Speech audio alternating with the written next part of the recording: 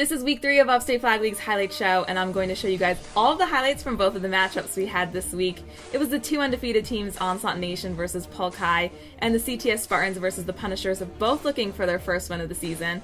I'll also be talking to the offensive lineman of the week and the player of the week, and be hearing from our commissioner. We're going to talk a little bit about what we saw in week 3, what we liked, some of the big plays, and also what we think we're going to see for the rest of the season.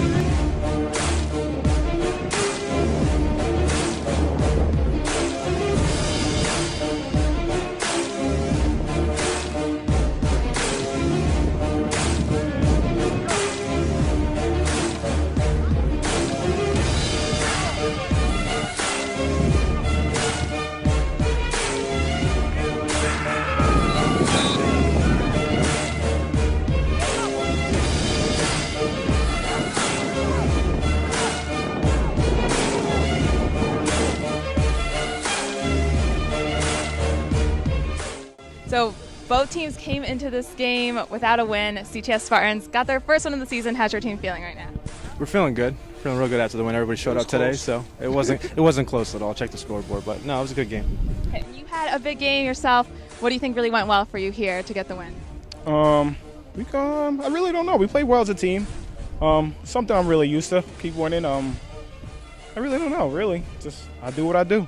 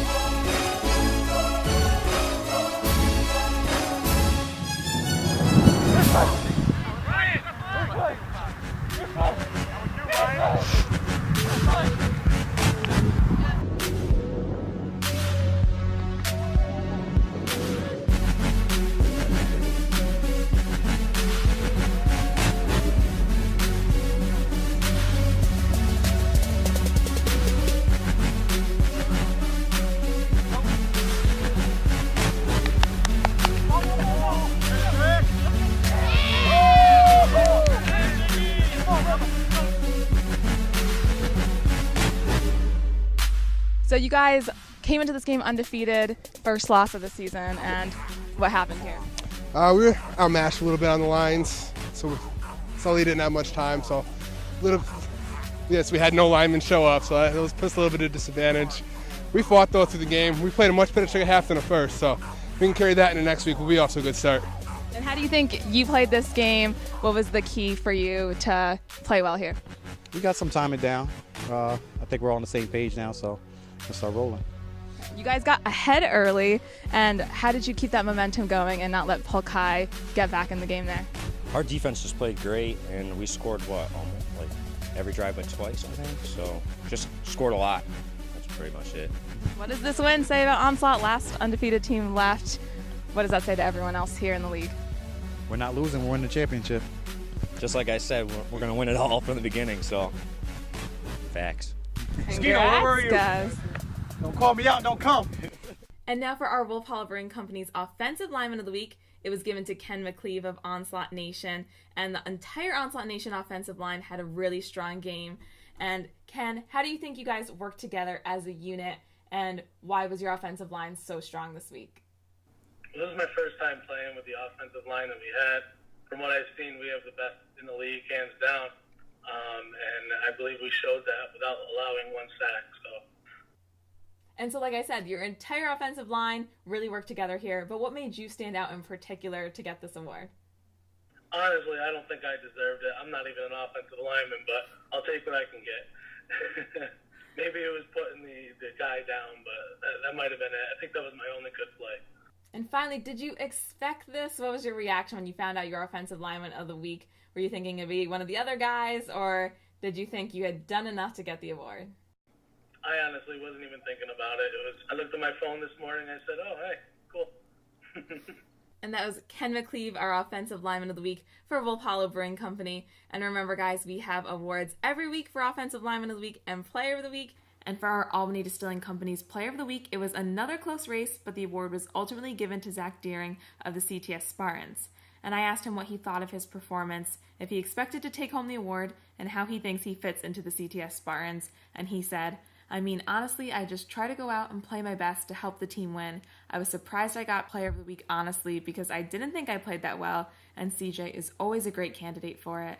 I was happy to be with the Spartans. They have a great bunch of guys and are well organized as well, and that's the foundation you need to win games. And so that's Zach Deering, our player of the week. And finally, to wrap up our show, I talked to our commissioner, Scott Dahl, about what we thought of Week 3's games and who we expect to end up with the Week 4 victories. We had a good week of football. Everybody's played each other once now, so we're halfway through the season.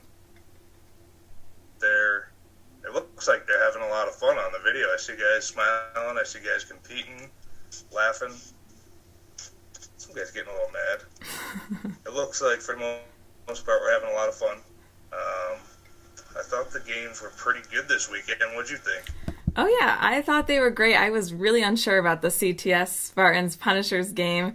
That was kind of a shot in the dark with my prediction that I made over the weekend that CTS Spartans would win, just because you don't really know who's going to show up to the games, so kind of hard to predict. And Polk High, they had the same problem this week where they didn't have guys show up, so that was the big thing for them. And I think they'll be better this week if they have all those guys. Yeah, I mean, they were missing guys, and it hurt them in a couple of ways. I mean, they're missing O-linemen, and Onslaught has a pretty good D-line. I saw Hobbs and quite a bit, and not only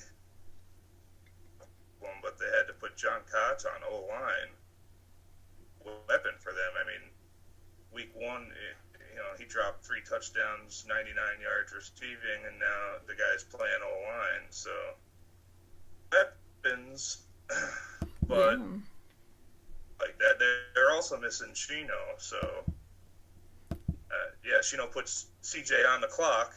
Yeah, it doesn't show up. Yeah, I don't know what was with that, but I think the biggest surprise too was seeing the CTS Spartans. They switched their quarterback. I thought it was going to be Bobby Myers, and then they put in Zach Deering for this game, and he played really well.